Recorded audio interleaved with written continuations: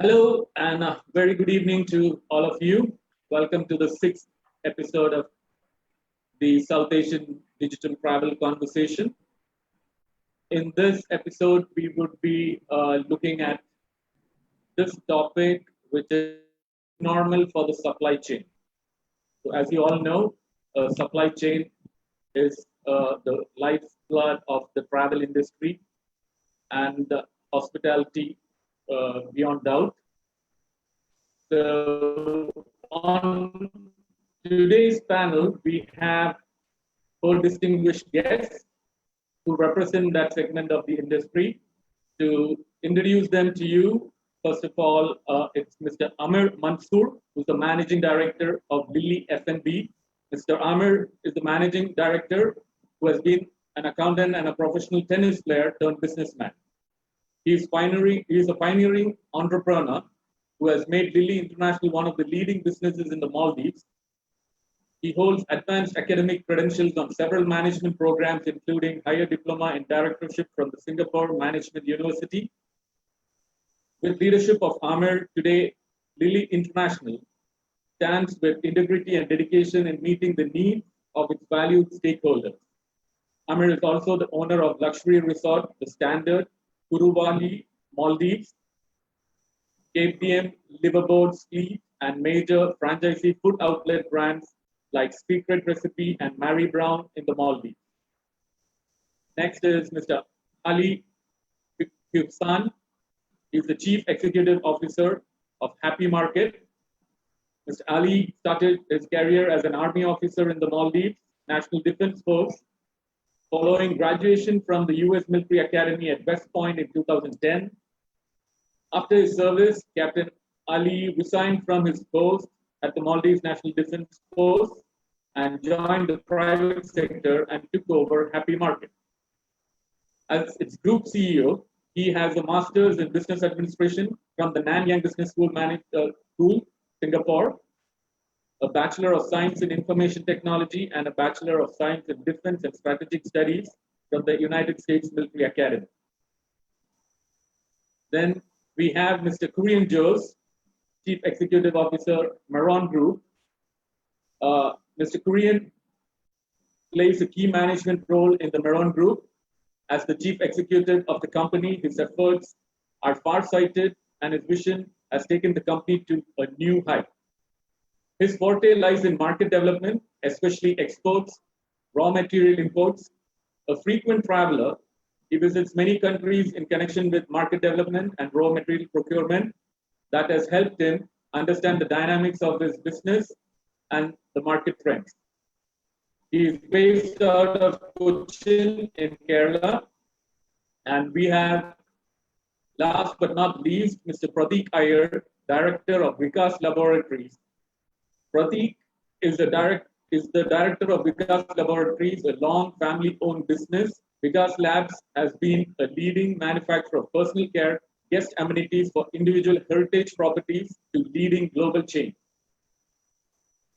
Especially in the segment of toiletries, their productions are majorly exported to the United States. Their custom manufacturing expertise is drawn from decades of working with leading brands specializing in personal health and home care products. Pratik specialized in management and marketing and leads the entire operation of his organization. So, big welcome to all you gentlemen. And now I'm turning over to Shani to take over today's discussion. Good evening to you, Shani. Good evening, and thank you, Suraj. As Suraj said, I'm Aisha Shani, and I'll be taking over the questions from here, and we'll just get into it. My first question is for Mr. Amir Mansoor. The F&B landscape has been one of the prime industries that the government has taken measures to ensure that proper mechanisms have been placed on delivery and distribution. Having your own logistics and distribution capabilities, what measures have you put in place in ensuring uncontaminated or safe products? Mr. Amir, you're on mute. You're on mute. Could you unmute, please? Yeah. Okay, Shani, thank you for having me on this program. As one of the major food suppliers, there are many factors we have to consider when ensuring food safety for our consumers. We have maintained well-established for safety programs in our company to ensure food safety, cleaning and disinfection programs, proactive maintenance measures for all our warehouses and shops, installed the correct facilities for staff to ensure proper personal hygiene, including minimize hand contact with food, using appropriate utensils and safe use of disposable gloves. Employees will cover their hair, do not wear jewelry, wear suitable clean protective clothing, and handle properly to prevent cross-contamination. Staff must report illness and they will be treated accordingly. Handling, storage, and transportation will ensure a range of factors during these stages to make sure food products do not become contaminated. This includes checks on the temperature, humidity, and hygiene of all our operation sites, vehicles, and containers. Safety and risk mitigation in the areas where food products are packaged and loaded for deliveries. We have put in place all our key employees to work from home. Orders are taken online and payments are received using online banking. A digital software is used to organize, monitor, and respond to logistic process. Educating staff on how to ensure food safety practices are followed to ensure to reduce the risk of contamination. All our staffs are trained in the area of hand hygiene, safe food storage practices, safe food handling practices, cleaning for food safety, and pest control. Shani. Thank you. My next question is for Ali Hussain. Happy Market has been supplying frozen food and bottled water in a large scale in the Maldives. What procedures and health precautions have you placed in storage of items and the safety of your employees?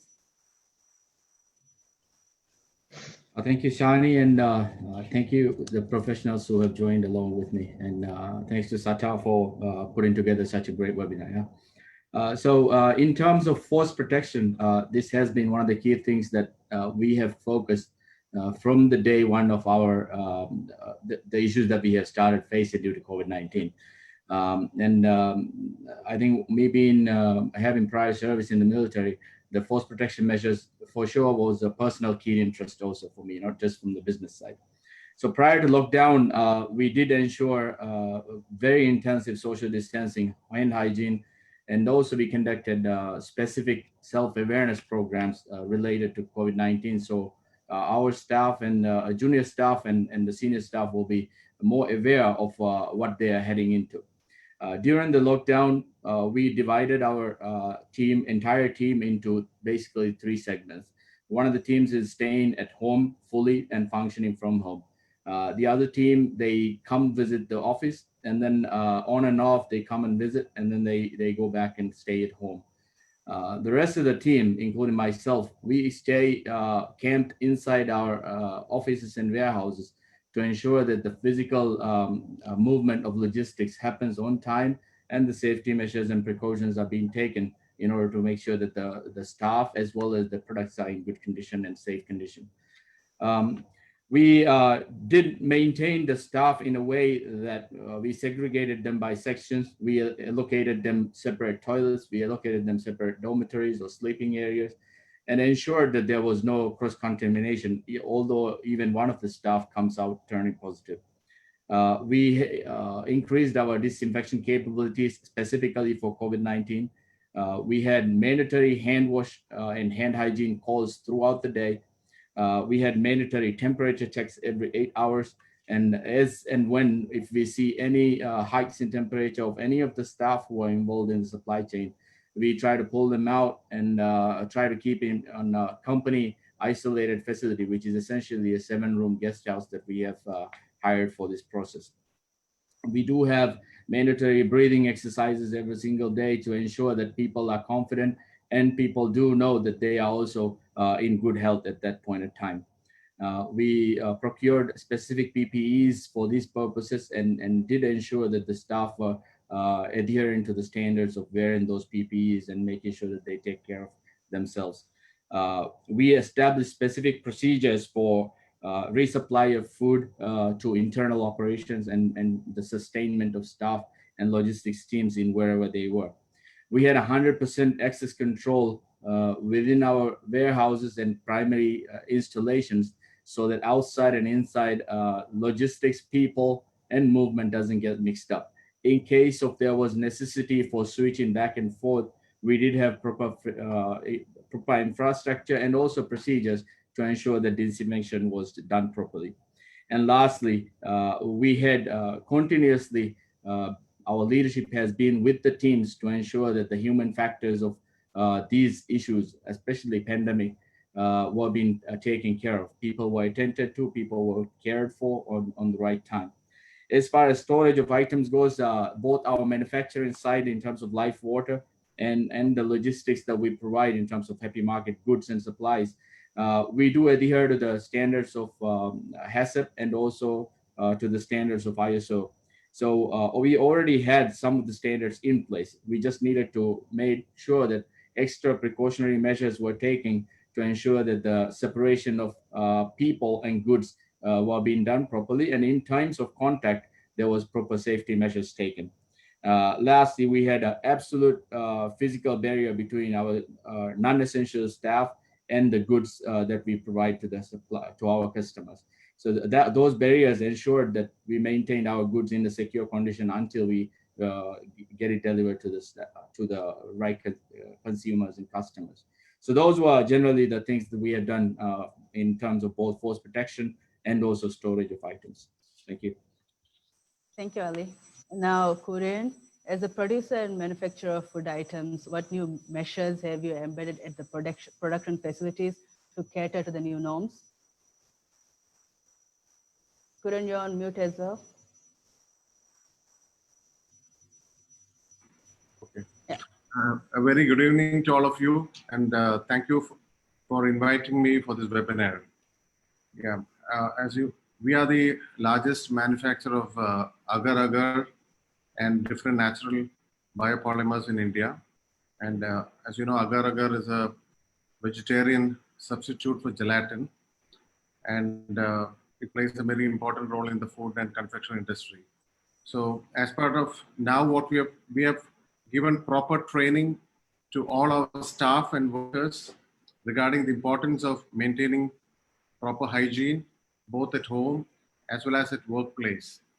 And the standard operating procedures are explained and trained, especially regarding the hand washing, using sanitizers and wearing the mask properly, and also regarding the importance of social distancing. All workers and staff are allowed inside the factory after thermal scanning at the entrance.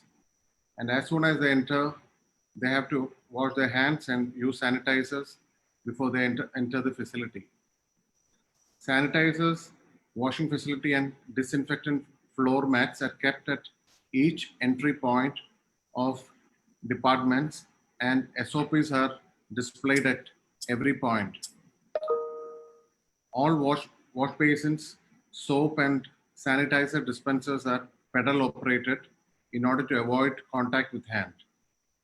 And all vehicles coming inside our compound are sprayed with disinfectant. And we also spray the disinfectant inside our compound, and all contact surfaces inside the factory and office are sanitized using disinfectant mopping and fogging. We have opened a separate quarantine store for raw materials where all the bags are fogged using disinfectant and kept for extended time. All our supervisors ensure that all the workers are maintaining physical distancing at workplace, and also during having their food, and we ensure that all the SOPs are followed correctly. So these are the measures we have taken in our factory and office during this time. Okay, thank you, Kurian. And now, Pratik, hotels and resorts have always provided amenities to its in-house guests by providing branded items at the bathrooms and in the guest rooms. As a producer and supplier, how do you ensure proper safety standards are carried in the distribution and packaging process? Hi, and thank you for having me out here. And yes, now number one priority being health and safety. There are quite a lot of protocols that we have put in place to ensure health and safety of not only the workers, but also the end user of the respective products. So to start with, before we started, of course, we had kept our facility closed for some time to make sure that things get slightly better. But now, since they have not, and some of the protocols that we have put in place, especially is using the, we have a sodium hypochlorite solution, disinfectant solution, which we use regularly to disinfect the entire plant, right from the ground floor to the terrace. And this is done regularly. We do it. It is recommended to be for the entire plant to be done every 3 days. And every common area which is like doors and everything, of course, those are done every 3 hours. We have the hand sprays which we use every 3 hours, which to disinfect all of those areas, common areas. And we also installed foot-operated sanitizer at every point of entry on every floor. So before entering the factory floor, it is mandatory to utilize those and only then get into the place. And we, being manufacturers of soaps, we make sure that everybody has sufficient amount of soap with them, so they wash their hands and keep themselves as hygienic as possible. And of course, apart from soaps and sanitizers, we have face masks and gloves, which are mandatory, without which nobody is allowed to even step inside the facility. The moment they come, they have gloves from the time they leave home. They come to the plant, they sanitize, they wash their hands, and they change over to rubber gloves. And this enables contactless manufacturing and maximizes the safety from that point of view, from a disinfectant point of view. And apart from this, one of the major things our Prime Minister has been telling us is social distancing, which we very, very strictly follow, even if that means a reduction in production capacity, where 6 people are required. You can't have more than 2 or 3 people. So we ensure social distancing apart from all of these things, which is a very, very important thing. And of course, now the SOPs and self-awareness programs have been explained to all of our workforce, and that is the way they have been following all of these things religiously since the time we have opened our plant. And one more thing we focus on is maximum automation wherever possible. So you kind of reduce the need for human interface wherever possible. And using of masks and gloves, these are pretty much the protocols that we are currently in use. Yeah. Thank you, Pratik. Thank you. So is there anything you want to note before we proceed with the questions?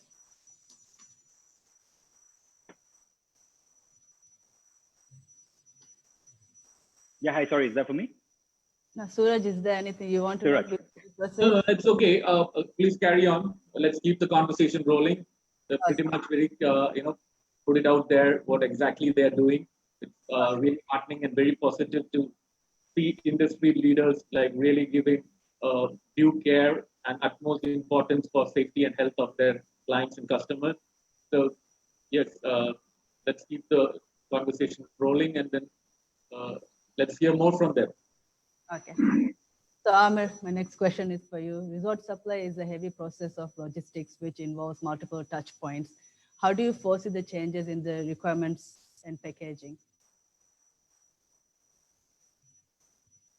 Amir, you're on mute. Amir, you're on mute.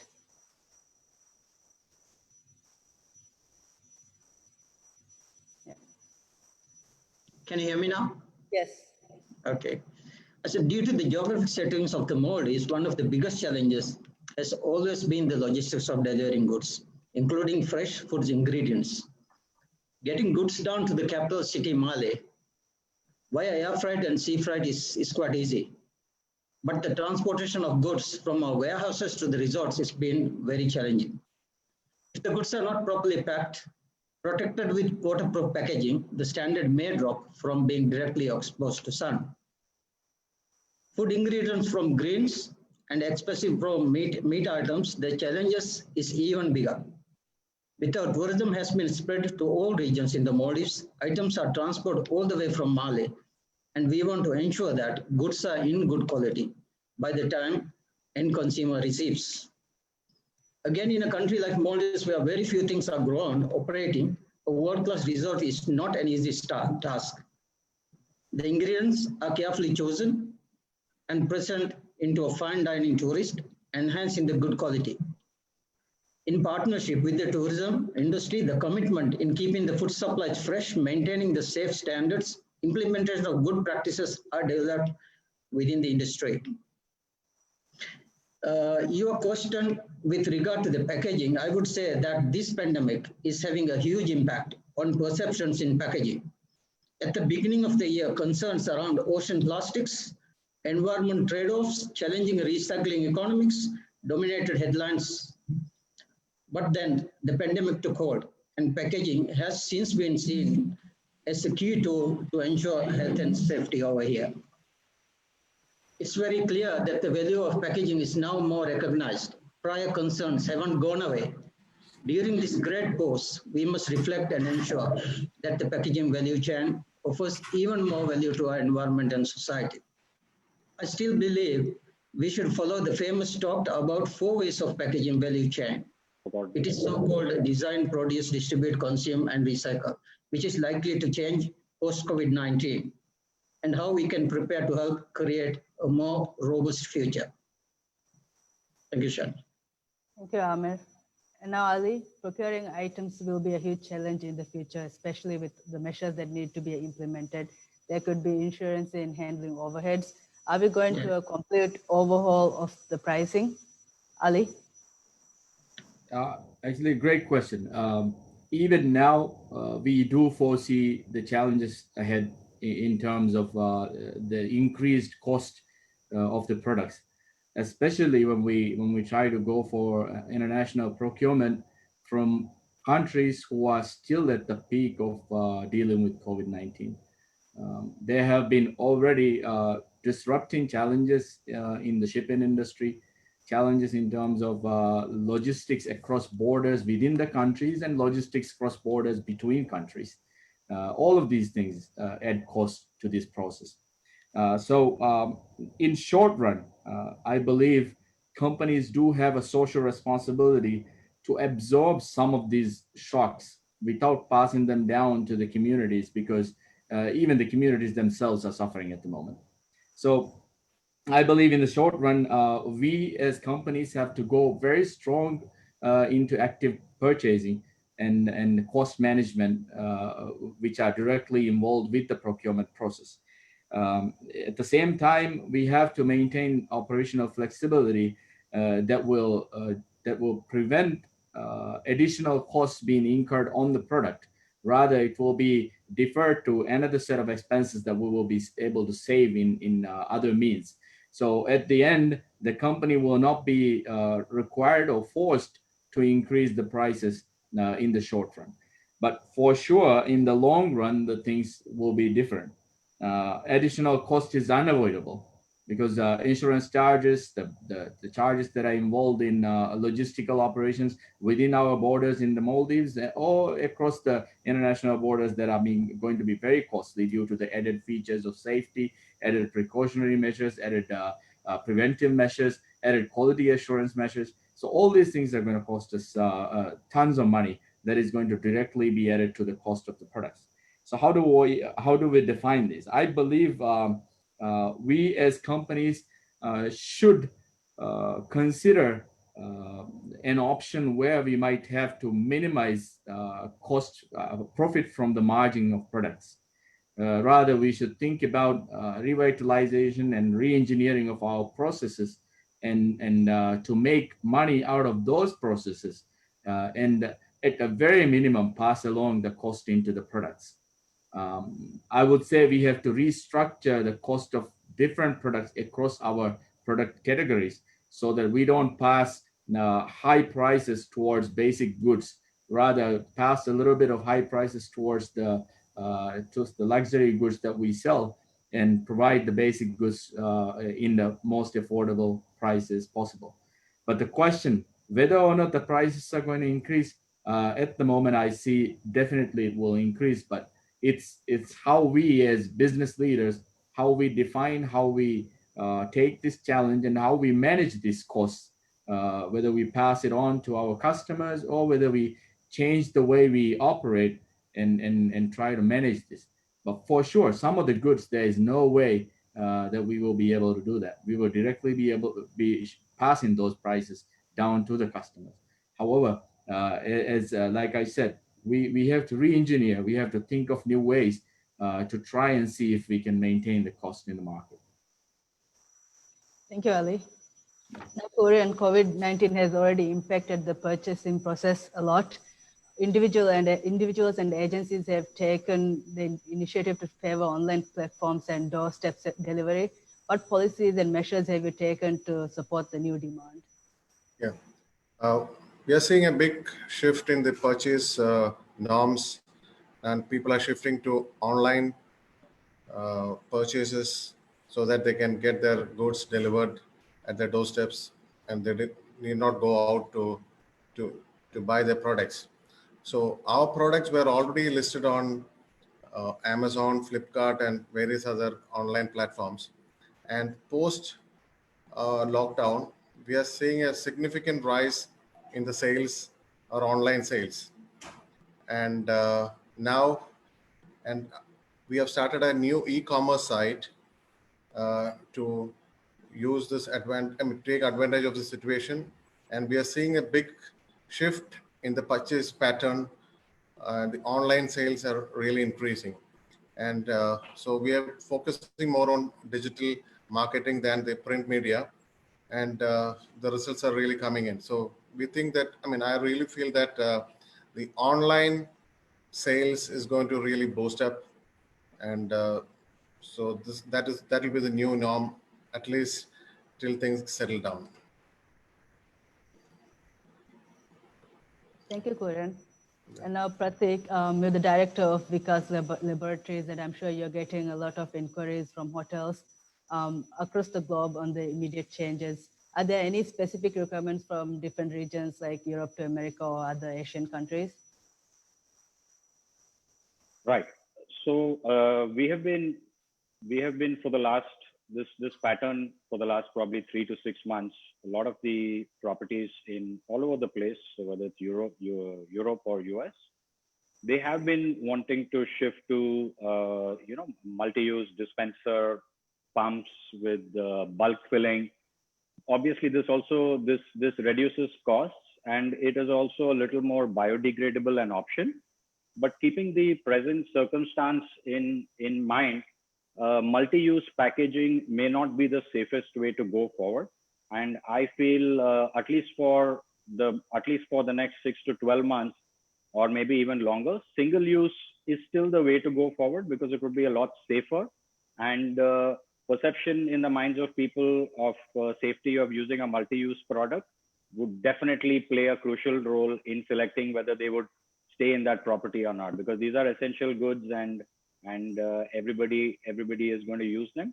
So I feel whatever trend did start and whatever inquiries did come in, say about a few months ago, those will get reversed back to single use, which are a lot safer.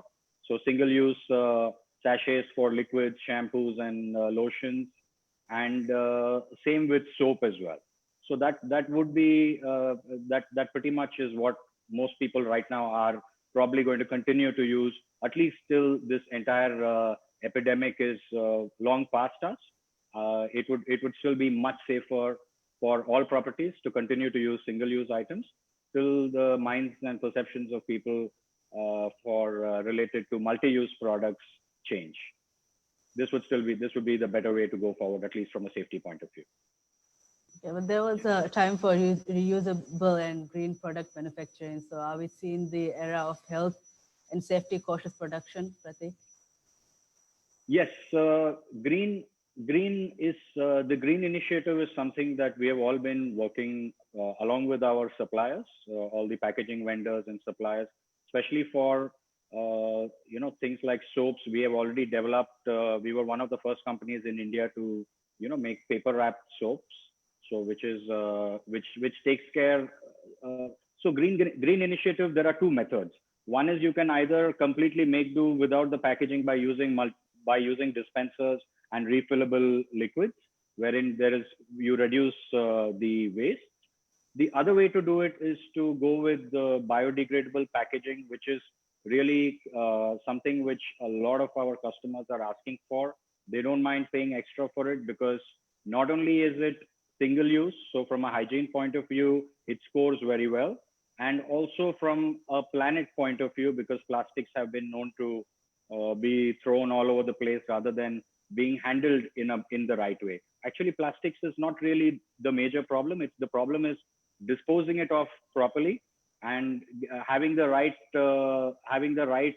process in place to recycle, because you have a lot of the amenities where the plastics can be recycled. So if governments across the world take up that initiative to recycle those plastics, then plastic is still a good way to go forward, because it's cheap, it's not as expensive as biodegradable packaging, and then again, because it would be single use, it also takes care of health and hygiene.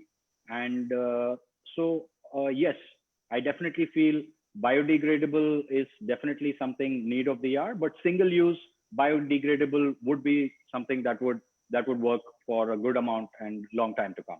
That should be the answer for most vendors as well as buyers as well. People do not mind paying a little bit extra if when they know that it is safe, not only for them as well as for the society and the planet as well.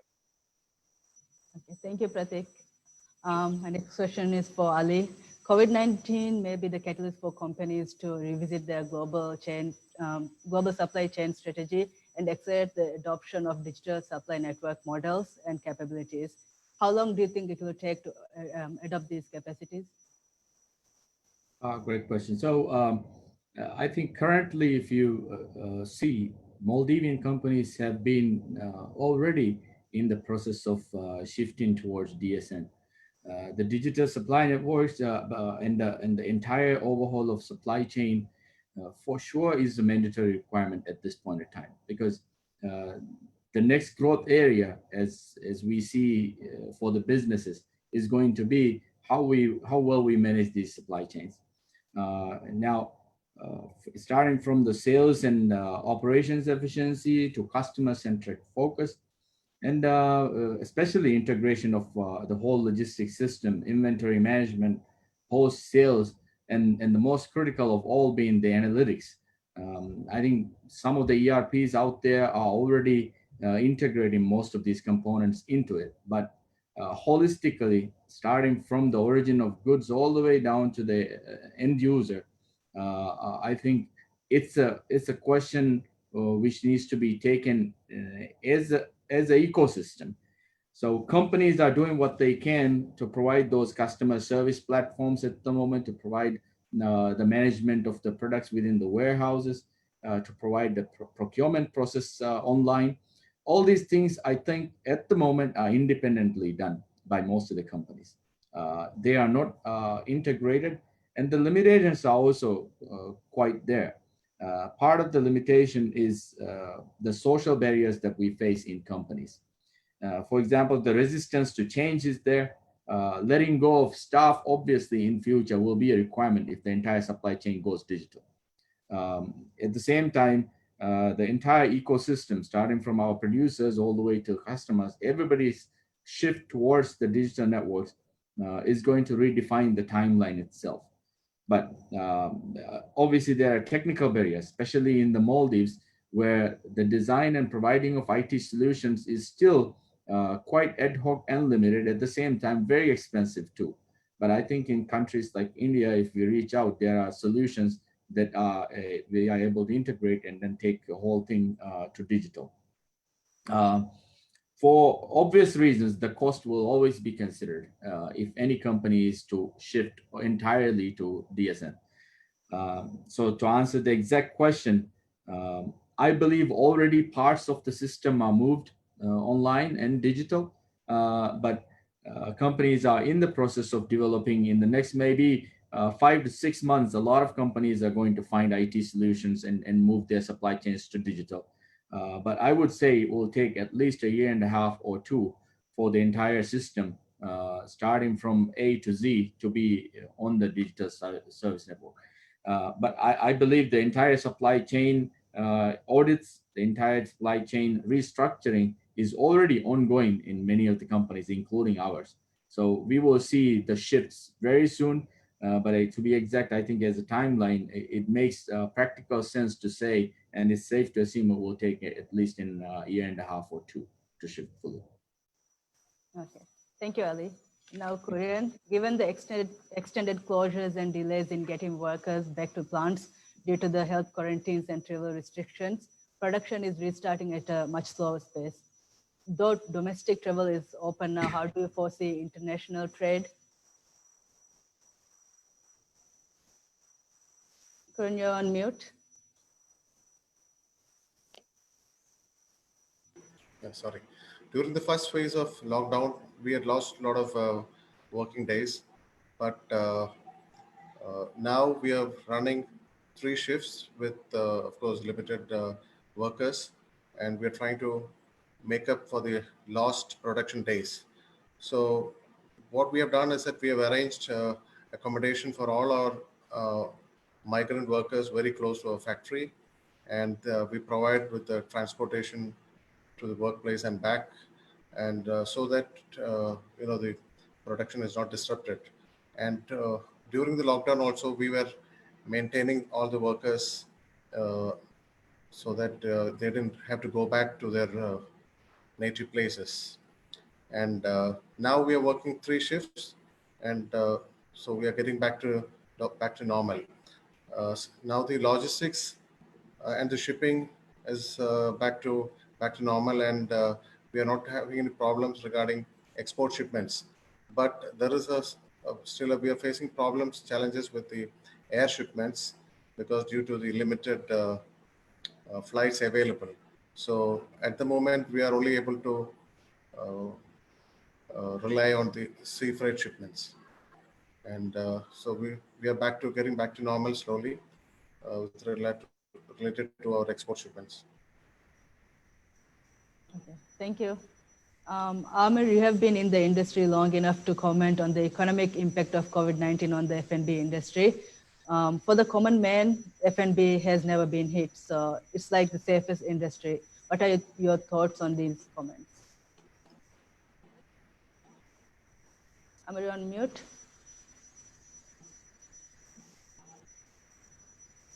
A good question. I tend to agree with the common man's idea that the F&B has never been hit. But undoubtedly, the COVID-19 affects the global food industry. As governments close down their borders, resorts, hotels, restaurants, and cafes to slow the spread of the virus. Across the world, closures of businesses caused a ripple effect among related industries, such as food production, liquor, wine, beer production, the whole food and beverage industry. Food and beverage companies like ours are facing significantly reduced demand as well as disrupted supply chains. And domestic home consumption has increased, but consumption of our main customers such as resorts, retails, cafes, restaurants, which comprises 75% of our market and which historically generates the better yield, has come to a standstill. The duration and extent of COVID-19 impact on economies and sector will undoubtedly vary. However, companies would do well to set in motion a look ahead, anticipate, and adjust. I think over the near term, companies should explore supply chain diversifications and leverage new opportunities arising from changing customer demand. Looking into the future, diversification will be critical to ensuring greater resilience. Similarly, improving quality products and shifting share online will be strategically important. At company level, adapting technologies that support workplace and operational continuity will be enable companies to hit the ground running for the COVID-19 crisis. Thank you, Amir. Is there anything you would like to note, Suraj? Yeah, thank you, Shani. I would like to ask Pratik something, linking up to what Ali had said earlier, with regard to pricing strategy going forward, and in perspective of the current situation that we are facing globally. So he said it is very vital that we keep the prices in check, because it's quite challenging to do that as well, but then look inwards into the processes and then try to make it more, make our product range in line more lucrative by strategizing inwards. So Pratik, you being in the luxury segment of the travel industry, and especially supplying into a certain segment which would have seen quite a lot of movement post pre-COVID, it must be really trying times for you. And I would like to hear from you, like, to what extent, you would have to adapt new strategies to meet.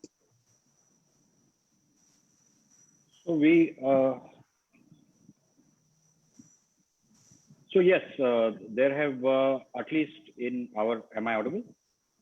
Yeah. Yeah. So at least in our industry, we have until now the basic protocols that we have put in place. We have not seen a multifold increase in pricing. However, it will yes, more the protocols in place.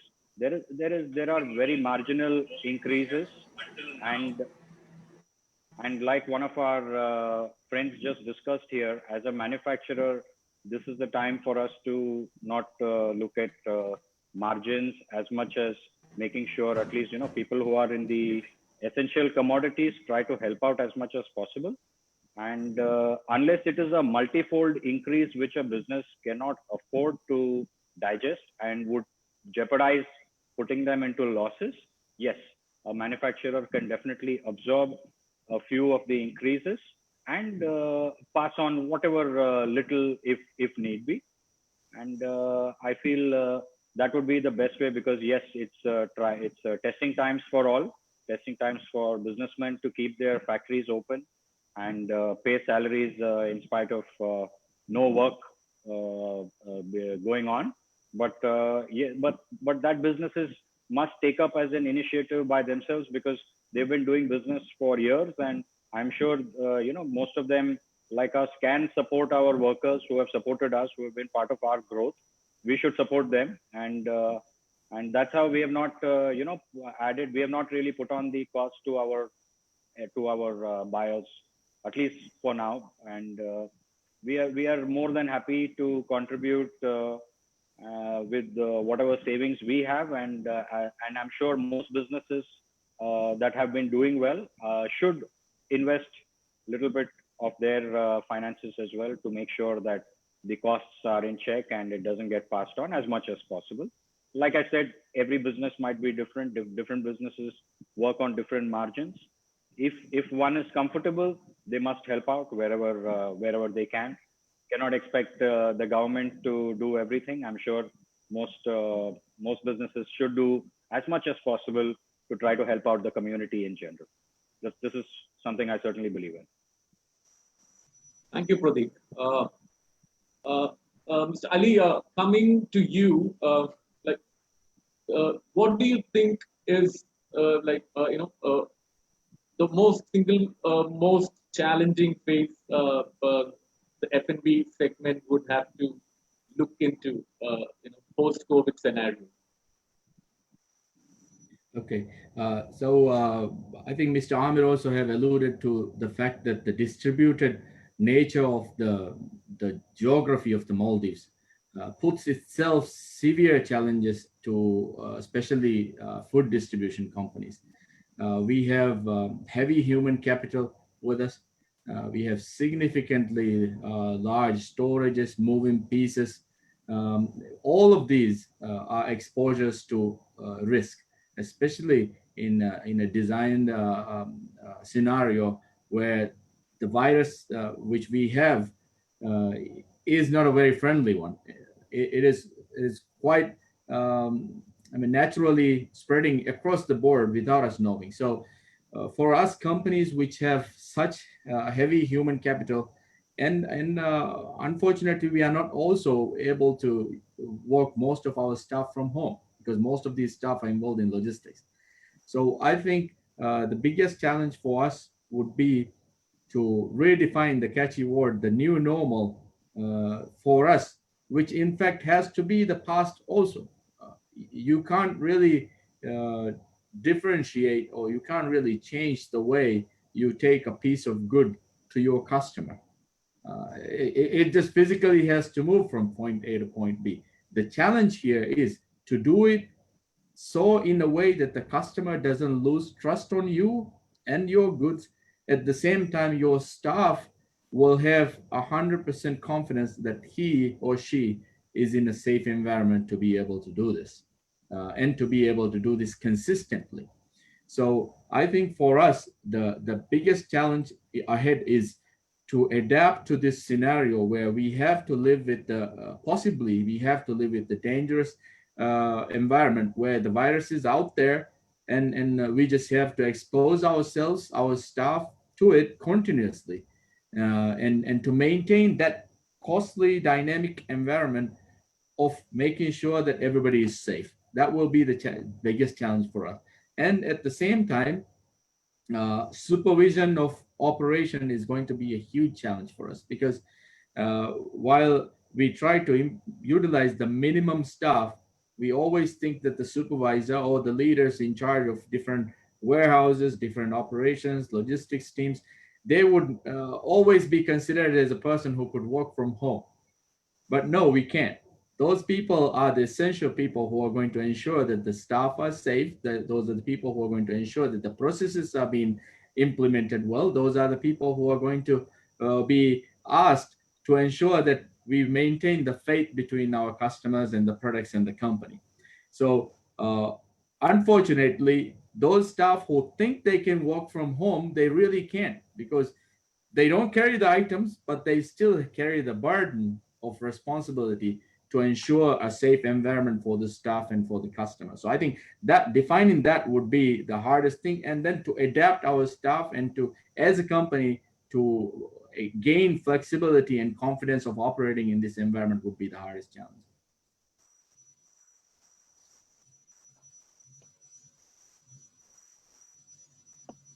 Yeah, thank you, Ali.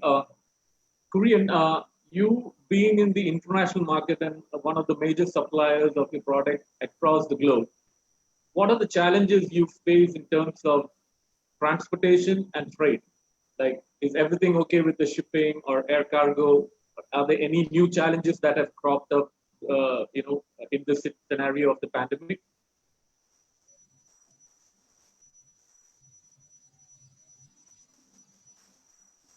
Korean, I think you're. Okay. Hello. Can you hear me?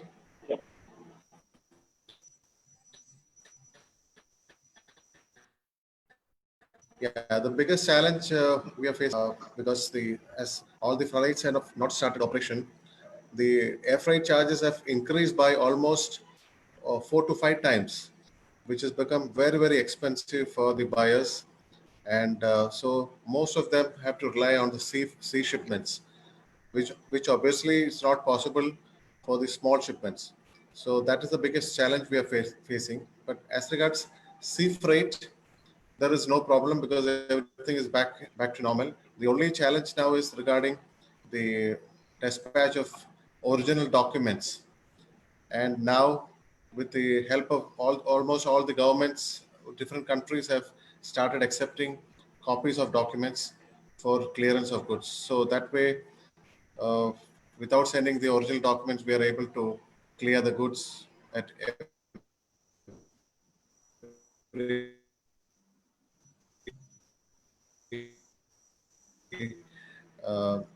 port. That within a short time, once the flights start operating, it will become more approachable and cheaper for the buyers, and so that the air freight will reduce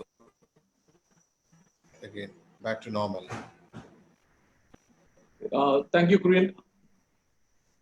Coming to you, Amir. Now we've heard from Kurian, who is more on the export side of things, and you would be someone who's more familiar with the import side of things. So, being in more products into the do you what are the challenges? What are the challenges that you are facing? Suraj, Okay, I cannot hear a word of you. okay. It's getting cut off. Am I audible now? Am I audible now? Now it's okay, yeah. Okay. So my question to you was, we just heard Korean, who is in the export side of things, and the challenges they face, like when they are exporting goods and products across various countries. Now, being in Maldives, a country which is clearly imports a lot of products into F&B products into the country. What are the challenges you face in getting those products into the country? Are there any challenges that that is hampering your work or your process? Of course, there's a very, very big challenge, bringing in products to the Maldives as well, because as you know, a lot of shipping lines has cut down a lot of, shipments as well. Plus, again, the supply market, the supply chain, they have shut down a lot of factories as well. And, the things in the pipeline got stuck as well. And even, in the customs, goods to clear is quite difficult right now. So it's a huge challenge actually to ongoing, the business as well. And still, it is a very much uncertainty that we have to depend on, when is this going to open, when the resorts are going to open. So it's just, every day is a new thing coming up, and then we have to, strategize the everyday thing, So it's very uncertainty right now. So it's a huge challenge. All right. I think we just have time to hear from Pratik on the same lines, just to hear from what are the challenges you're facing in your line of work, from your industry. Just before we sign off, Pratik, quickly, can you just sum up your challenges for us, please? You have to unmute. Yes. Yeah. So I think one of the challenges initially was the availability of labor, and a lot of labor that were so-called migrants. I don't call them migrants. So, obviously a lot of them felt compelled to go back to their villages or so. But that was initial. In the month of April, we did have a lot of those issues, and although we were into essential commodities, we ourselves gave them 4 weeks off, assuming this thing would come under control by then, although we could start a little bit earlier. So when we did, after restarting, we did have a few labor issues to begin with, but slowly, steadily, a lot of people are now a little more comfortable coming out of their homes. They're bored sitting at home, so they want to come out and work. So it's good for us. And now we have currently reached up to at least 50% of our capacity, which is now helping us clear a lot of backlog from the month of March and April. We are right now still clearing in the month of May. It will go on till June. And then another point, one of our friends here on the panel discussed was the paperwork, where, every time you need to send a purchase order, physical documents were required. And thankfully, some part of that has been taken care of, where soft copies are now getting accepted and after requests. So that has allowed us to resume our plant at 50 to 60% capacity. And apart from that, I'm glad these were the two biggest hurdles for us, to be honest, which are now kind of cleared here. Thank you, Pratik. Shani? Thank you everyone for joining us on this episode 6, the new normal for the supply chain. I hope you got all the points you wanted to make across. And we will conclude with this. Wish you all safety. Thank you very much. Thank you. Thank you. Thank you. Thank you.